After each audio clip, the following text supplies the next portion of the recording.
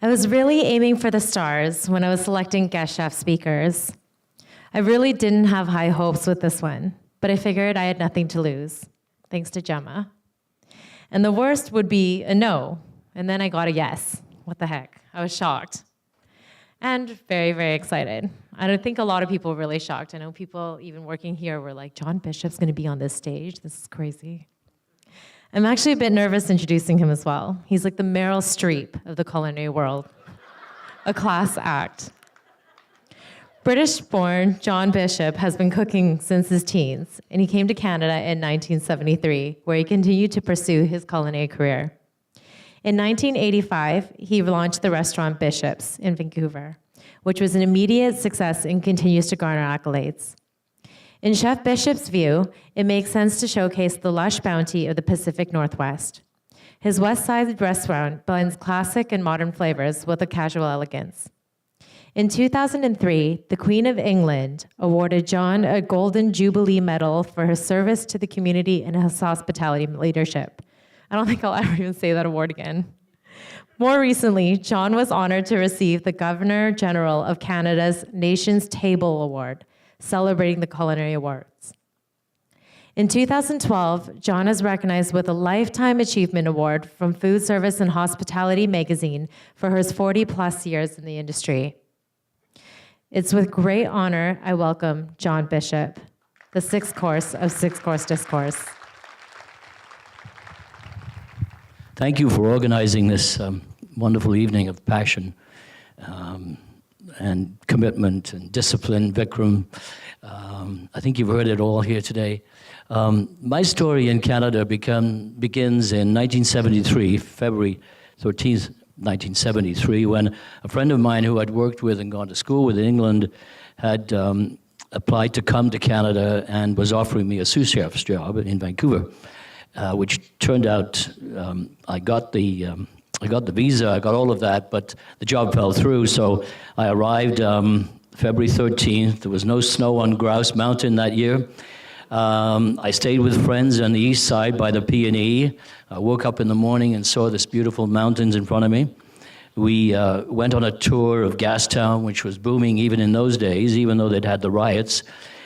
We went to Chinatown for wonderful meals that I'd never had before, dim sum, bowls of noodles, and eventually I got to go to Stanley Park, all the things that we as New Vancouverites love to see. The seawall really wasn't there to the extent it is today.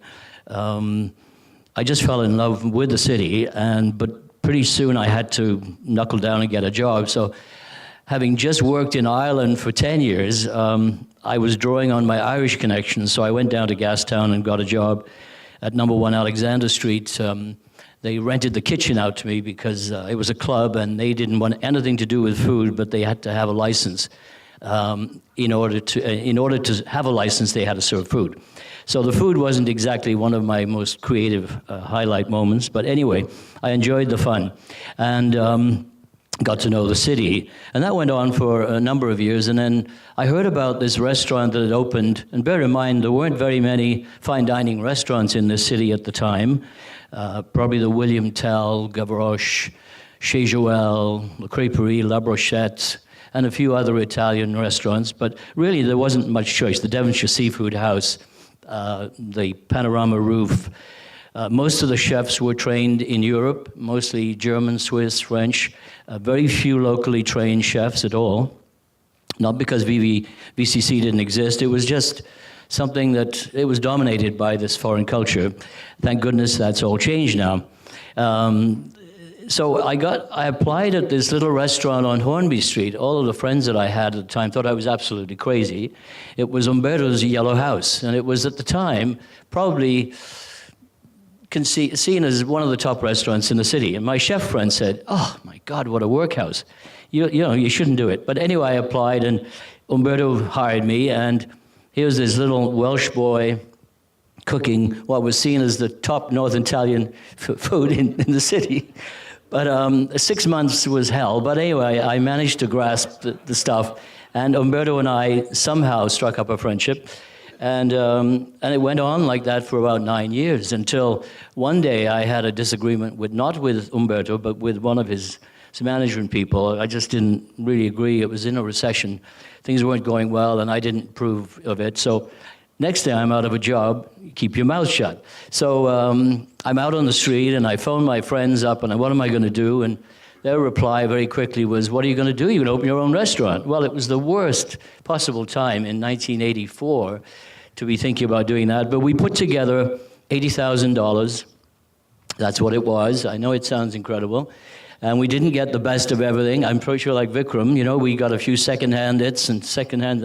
and as fortunately, we were quite busy right from the beginning. Even though I didn't want to trade on my past particularly. I didn't hire any of the waiters from the restaurant. I went my own way. We took a long time to get over that. But anyway, eventually we did build up some success and bought new stuff. And then as far as the food influences, before I opened the restaurant, I'd been reading quite a lot about the California cuisine, L.A. people, Michael McCarthy, Jeremiah Tower, people like that, in Berkeley, Chez Panisse, Alice Waters. And so that really was my sort of guideline for the first menus that we did. Not necessarily organic, but trying to produce this colorful, creative cuisine, but using classic French techniques. And until one day, I was introduced to this farming couple in Hazelmere, the Kings, Gary and Natty King. And that really changed everything for the restaurant, because they introduced me to so many of the other suppliers, and the whole understanding of local, seasonal, organic, the richness of all of that. Because if you bear in mind, when I was at Umberto's, and this is not unusual, every restaurant was the same way, there was nothing local on the menu. It was lamb from New Zealand, it was Dover sole, it was Icelandic scampi. That was what comprised fine dining. So to go from that to this, to searching out local food, local farmers, seasonality, all of that has come into play, isn't it? And it's enriched this whole area for visitors, for us alike.